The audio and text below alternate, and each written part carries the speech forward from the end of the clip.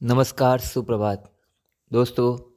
Health education की series में आज अपन जानेंगे वाइटल ऑर्गन्स एवं वाइटल साइंस, यानी कि अपने जैविक महत्वपूर्ण 5 अंग मानव शरीर के और 5 जो है महत्वपूर्ण संकेत। दोस्तों, उससे पहले मैं आपको बता दूं कि हेल्थ एजुकेशन क्यों ज़रूरी है। हम ये मानते हैं कि in each and every disease we do not require health medication, but mostly or majority of these can be cured or can be managed by just health education। तो हम ये मानते हैं कि हेल्थ एजुकेशन पे अगर ध्यान दिया जाए और हेल्थ अवेयरनेस लाई जाए तो हेल्थ मेडिकेशन की ज़रूरत ना के बराबर ही रह जाएगी। तो इसी सिलसिले में हम आगे बढ़ रहे हैं और हम चाहते हैं कि आपका इसमें पूर्ण योगदान मिले, आपका सपोर्ट मिले। तो दोस्तों, हम बात करते हैं वाइटल ऑर्गन्स की। तो मानव शरीर के अंदर 5 वाइटल ऑर्गन हैं जो महत्वपूर्ण जैविक अंग जिसे बोलते हैं, और जो कि किसी भी पेशेंट के जो क्रिटिकल लेवल को जानने के लिए या उसको अच्छे से समझने के लिए इन पांचों ऑर्गन के बारे में जानना ज़रूरी होता है। तो इनके क्रम से मैं बताता हूँ। सबसे पहला है ब्रेन, जिसे मस्तिष्क कहते हैं, गुजराती में जिसे मगज बोलते हैं। और दूसरा आता है हार्ट, हृदय, ठीक है।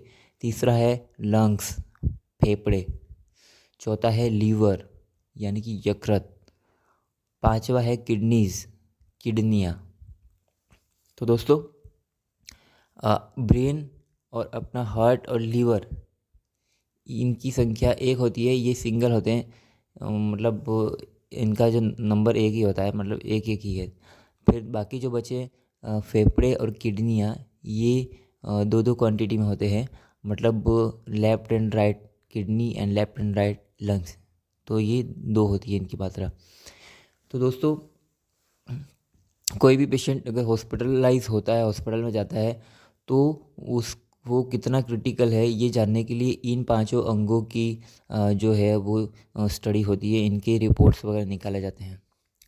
तो अगर इन पांचों अंगों की कार्यप्रणाली के बारे में जानना हो तो इनको हम बाहर से नहीं जान पाते हैं। इनको इनके कुछ रिपोर्ट्स कराए जाते हैं, इनसे रिलेटेड रिपोर्ट कराए जाते हैं या कुछ एक जाँचें करवाई जाती है। जैसे कि ब्रेन को अंदर से क्या है वो बाहर से नहीं बता पड़ता है, तो उसके लिए ईईजी कराई जाती है। फिर सीटी स्कैन है, एमआरआई है। तो इससे पता पड़ता है कि ब्रेन के अंदर स्वेलिंग है या सिकुड़ गया है, या इसके अंदर गांठें वगैरह है, ट्यूमर वगैरह है, या इसके अंदर हेमरेज हुआ है, इसके अंदर प्रेशर बढ़ा हुआ है, ठीक है।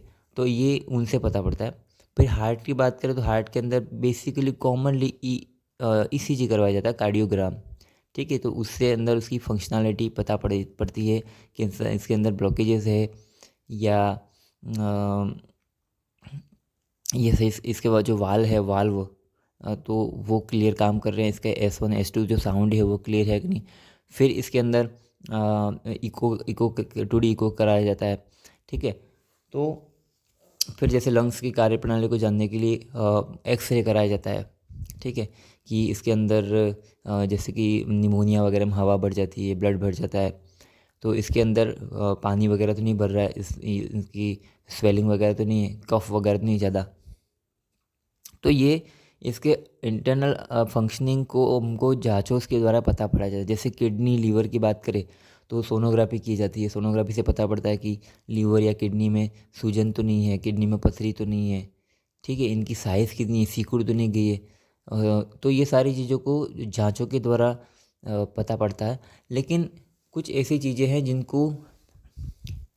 जिसकी बात करेंगे, इनके महत्वपूर्ण संकेत, 5 ऐसे महत्वपूर्ण संकेत होते हैं जिसको बिना जांचों के भी काफ़ी हद तक ये बहुत सारी जानकारियाँ दे देते हैं। तो उस क्रम में सबसे पहले मैं बता दूं कि ब्लड प्रेशर, ठीक है। तो ये जो ब्लड प्रेशर है, रक्तचाप, तो आपने देखा होगा कि किसी भी पेशेंट को आप लेके हॉस्पिटल जाते हैं तो डॉक्टर सबसे पहले उनका ब्लड प्रेशर चेक करते हैं। तो ब्लड प्रेशर काफ़ी हद तक आपके जो सर्कुलेटरी सिस्टम है, आपका हार्ट सिस्टम है, तो उसकी कार्यप्रणाली को काफ़ी हद तक बता देता है। या इसकी जो रेंज है अगर वो नॉर्मल हुई तो फिर इसकी रिलेटेड जो रिपोर्ट्स है वो करवाने या ना करवाने का इसमें आइडिया आ जाता है। जैसे कि इसका नॉर्मल ब्लड प्रेशर जो होता है वो होता है 120/80, ठीक है। 120/80 इसका आइडियल ब्लड प्रेशर है, लेकिन इसकी एक रेंज है। जैसे कि इसका सिस्टोलिक ब्लड प्रेशर जो ऊपर का ब्लड प्रेशर है वो 110 से 140 के बीच है, तो उसे नॉर्मल माना जाता है। उसी प्रकार नीचे का जो ब्लड प्रेशर है, डायस्टोलिक ब्लड प्रेशर, वो 70 से 90 के बीच में है, तो सेफ रेंज माना जाता है कि नॉर्मल है, ठीक है। 140 से ज़्यादा हो या नीचे का 90 से ज़्यादा हो, और साथ में अगर उसको चेस्ट पेन की कंप्लेन रहती हो, ठीक है, तो ऐसी कंडीशन में उसके रिलेटेड रिपोर्ट कराए जाते हैं। जैसे कि टोटल कोलेस्ट्रॉल वगैरह है,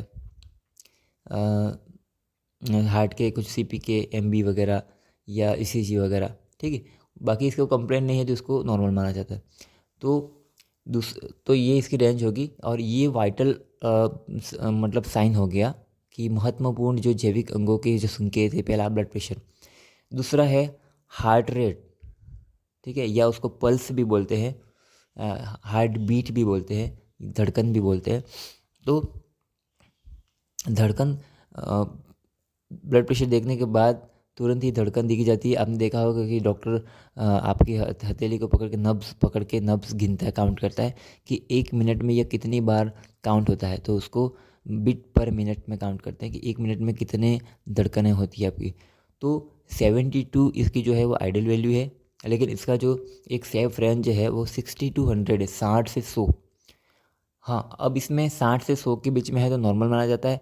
60 से अगर नीचे है तो उसको मेडिकल टर्म में ब्रेडिकार्डिया बोला जाता है, ठीक है। तो उसमें कुछ एक जानकारी मिल जाती है, या तो उसका ब्लड प्रेशर लो है, या उसका शुगर घटा भी हो सकता है, या वो उसका कॉन्शियस लेवल ऑल्टर्ड है, वो अच्छे से सचेत अवस्था में नहीं है, या उसके अंदर बहुत ही ज़्यादा वीकनेस है, या बॉडी में डिहाइड्रेशन हो गया, बहुत ही कमज़ोरी आ गई, ठीक है। तो उसी तरह अगर 100 से ऊपर है तो कुछ कंडीशन सामने आती है, जैसे कि फीवर वगैरह में ये 100 से ऊपर चला जाता है टेम्परेचर बढ़ने के साथ। और अगर पेशेंट बहुत ही ज़्यादा एंशियस है, घबराया हुआ है, पैनिक शॉक में है, तो भी ज़्यादा रहेगा। बहुत ही ज़्यादा टेंशन में है, या इसका बीपी बढ़ा हुआ है, ठीक है, या उसका ब्लड वॉल्यूम बढ़ा हुआ है, तो ऐसी कंडीशन में उससे काफ़ी हद तक आइडिया आ जाता है कि 100 से ऊपर हो, तो उसको ट्रैकीकार्डिया बोलते हैं मेडिकल टर्म में। तो उसी प्रकार तीसरा है रेस्पिरेशन रेट, जो कि ब्रीथ पर मिनट में मापा जाता है कि 1 मिनट में जो पर्सन है वो कितनी बार सांस ले रहा है, ठीक है। तो रेस्पिरेशन रेट जैसे कि 12 से 24 नॉर्मल रेंज में होता है। 12 से नीचे होता है तो उसे ब्रेडिप्निया बोलते हैं, ठीक है। उसकी श्वसन दर कम मानी जाती है, जो कि नॉर्मल नहीं मानी जा सकती है। उसके भी बहुत सारे कारण हो सकते हैं कि पेशेंट सांस लेने में डिफ़िकल्टी हो रही है, उसे डिस्ट्रेस बोलते हैं, या वो सभानता अवस्था में, मतलब चेतन अवस्था में नहीं है, बेहोशी की तरफ जा रहा है, या उसके अंदर एसिड बेस जो बैलेंस होते हैं, ठीक है, तो वो उसमें कोई अबनॉर्मलिटीज़ हो, जैसे एसिडिक हो रहा है उसका सिस्टम, तो ये रेस्पिरेशन रेट से मतलब मिलते जुलते कुछ एक संकेत है। या फिर उसका रेस्पिरेशन दर 24 से ज़्यादा हो, ठीक है, तो उसे ट्रैकिपनिया बोलते हैं कि पेशेंट बहुत जल्दी जल्दी सांस ले रहा है, ठीक है। तो ये शो करता है कि उसका यानी या तो टेम्परेचर बहुत ज़्यादा है, या उससे कोई अस्थमा वगैरह है, या उसको कोई ऐसा रेस्पिरेटरी इन्फेक्शन है, ठीक है। तो इस कंडीशन में वो बहुत ही एफर्ट के साथ में ब्रीदिंग करता है, बहुत तेज़ तेज़ करता है, तो पेशेंट बहुत ज़्यादा थक भी जाता है। फिर ऐसे पेशेंटों को मतलब ट्रीट करने के बाद बहुत ही जल्दी ये ठीक नहीं होते हैं, या उनका रेस्पिरेशन रेट सेट नहीं होता है, तो पेशेंट फिर थकने लगता है, ठीक है। तो फिर उसको सपोर्ट की ज़रूरत पड़ती है, जैसे ऑक्सीजन लगाते हैं। फिर ऑक्सीजन से भी अगर वो कॉप अप नहीं कर पाता है तो फिर उसको बाईपाप है या वेंटिलेटर का सपोर्ट दिया जाता है, मैकेनिकल वेंटिलेशन, ठीक है, ताकि वो उसको बहुत ही ज़्यादा एफर्टली उसको सांस नहीं लेना पड़े, ताकि थक ना जाए वो, ठीक है। तो इससे आइडिया आ जाता है कि भाई 24 और 12 के बीच में है, तो काफ़ी हद तक कि उसका रेस्पिरेशन नॉर्मल है, और उसे ये भी आइडिया आ जाता है कि भाई अपन को मतलब कोई ऐसे क्रिटिकल केयर यूनिट में ले जाना है या नहीं ले जाना, ठीक है। उसके साथ ही जब इसकी बात आती है रेस्पिरेशन रेट की, तो एक आंकड़ा और भी आता है सेचुरेशन, SpO2, ठीक है। तो सेचुरेशन प्रेशर ऑफ ऑक्सीजन जो बोलते हैं, तो वो कितना होता है, तो ये उसका नॉर्मल होता है कि मैक्सिमम होना चाहिए, मतलब ये कि 96 से 100 तक, 96 से लगा के 100 तक।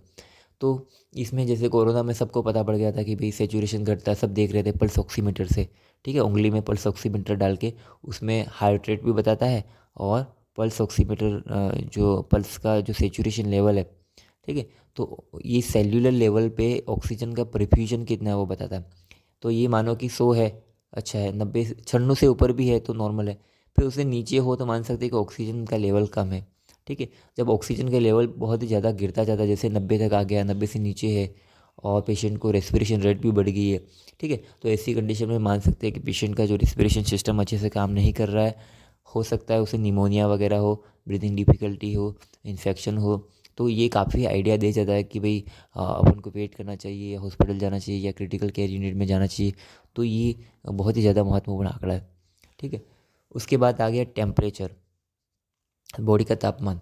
बॉडी का जो नॉर्मल टेम्परेचर होता है 98.6 होता है, ठीक है, ये आइडियली, बट इसका रेंज होता है 96 टू 99, जैसे मान सकते हैं कि 96 से नीचे आता है तो उसे हाइपोथर्मिया बोलते हैं, ठीक है, कि उसका तापमान घट गया है।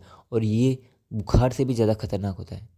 अपन क्या करते हैं कि छोटे बच्चों में खास करके होता है कि उनको बुखार हो तो अपन टच करके, बुखार हो तो हॉस्पिटल ले जाते हैं, लेकिन बहुत सी बार वो ठंडे हो जाते हैं तो अपन देखते हैं कि भाई बुखार नहीं है, लेकिन बुखार ना होना और उनका टेम्परेचर 96 से कम हो जाना ये बहुत ही ज़्यादा खतरनाक होता है। खास करके 1 महीने तक के बच्चे जो होते हैं नियोनेट, वो हाइपोथर्मिया के कारण से उनकी डेथ हो जाती है। तो जो छोटे बच्चे होते हैं उनका जो टेम्परेचर का रेगुलेटिंग सिस्टम जो होता है वो हाइपोथैलेमस जिसे बोलते हैं, वो मैच्योर नहीं होता है, तो तापमान को अपनी बॉडी के हिसाब से रेगुलेट नहीं कर पाते हैं। तो इसलिए छोटे बच्चों को बहुत ही ज़्यादा कपड़ों में लपेट के रखा जाता है, उनके सॉक्स और हाथ के मोजे वगैरह, टोपी, तो उससे उनका टेम्परेचर जो लॉस होता है, हीट लॉस होती है, वो बच जाती है, ठीक है।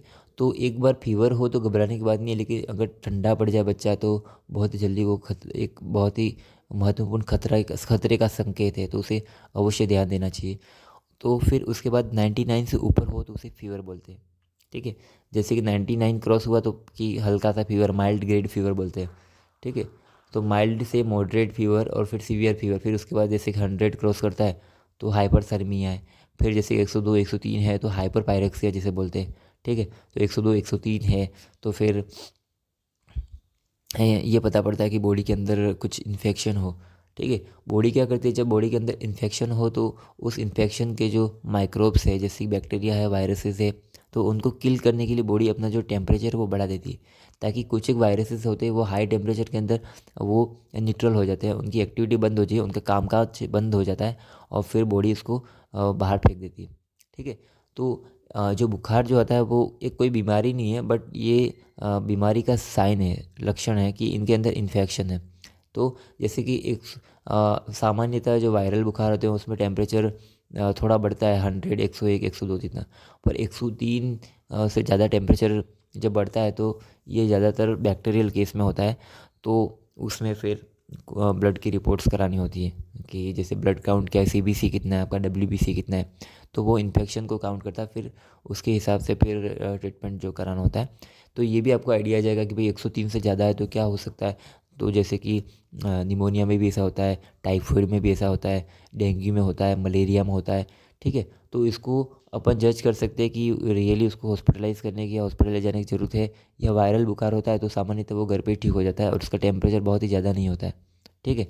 तो इस यही जो है वो महत्वपूर्ण वाइटल ऑर्गन के वाइटल साइन है, जिससे काफ़ी हद तक बिना जांचों के इतना मापते ही पता पड़ जाता है। जैसे कि शुरुआत से वापस अपन एक बार रिवीजन करेंगे कि ब्लड प्रेशर है, जो मतलब जनरली आजकल डिजिटल भी आ गए जो काफ़ी सस्ते आते हैं, और घर पे भी अपन देख सकते हैं, मॉनिटर कर सकते हैं कि BP कितना है। फिर दूसरा ये आ गया कि रेस्पिरेशन रेट है, जो आपका जो चेस्ट का मूवमेंट होता है ऊपर नीचे, तो उसको भी गौर से देखेंगे तो 1 मिनट में कितनी सांसें ले रहा है वो आइडिया आ जाता है, ठीक है। धड़कन को अपन पल्स ऑक्सीमीटर के अंदर बताता ही है, बाकी हाथ से नापना हो तो अपनी नब्ज़ पकड़ के 1 मिनट में कितनी बार धड़कता है वो पता पड़ जाएगा, ठीक है। टेम्परेचर के लिए थर्मोमीटर जो आता है ये डिजिटल भी आता है, जैसे बगल में लगा के या मुंह में लगा के अपन मेजर कर सकते हैं। तो ये हो गया वाइटल साइन को कैसे चेक करना है और क्या इसकी रेंज होती है। और एक जो होता है इम्पोर्टेंट, जो कि घर पे सामान्यतः नहीं करते हैं, लेकिन जो पेशेंट एडमिट हो खास करके आईसीयू में उसका मेजर करते हैं, वो है यूरिन आउटपुट। ठीक है, तो आप कितना पेशाब आपका आउटपुट आता है, बाहर आता है। तो ये क्रिटिकल केयर यूनिट के अंदर मिनिमम 1 लीटर 24 घंटे में आना चाहिए, मतलब कि हर घंटे 40 यूनिट जितना पेशाब आना चाहिए। अगर इतना आता है तो ये माना जाता है कि इसका किडनी ठीक ठाक काम कर रहा है। वैसे तो डिज़ायर्ड ज़्यादा रहता है 1500 जितना, लेकिन फिर भी अगर 1000 भी आता है तो किडनी काम कर रही है। बाकी अगर 1000 मतलब ml यानी 1 लीटर से कम होता है तो फिर उसे ये माना जाता है कि किडनी की कोई बीमारी हो, या किडनी फेल भी हो सकती है। फिर उसका क्रिएटिनिन वगैरह जो होता है वो रिपोर्ट करा जाता है। तो उससे आइडिया आता है कि किडनी की फंक्शनिंग लेवल कितना है, जैसे उसमें सोडियम पोटेशियम क्लोराइड वगैरह ये इसका जो लेवल होता है, क्रिएटिनिन वगैरह, ये सारा कराया जाता है। ठीक है दोस्तों, तो मैं आशा करता हूँ कि आपको ये ऑडियो बहुत ही अच्छा लगा होगा, और इसमें आपने सीखा कि वाइटल ऑर्गन 5 कौन से हैं और कैसे काम करते हैं, और महत्वपूर्ण जो 5 संकेत मैंने बताए तो उसको कैसे लेना चाहिए और उससे कैसे क्या अनुभव या आइडिया लगाना चाहिए। आपका कीमती समय देने के लिए बहुत बहुत धन्यवाद। Thank you.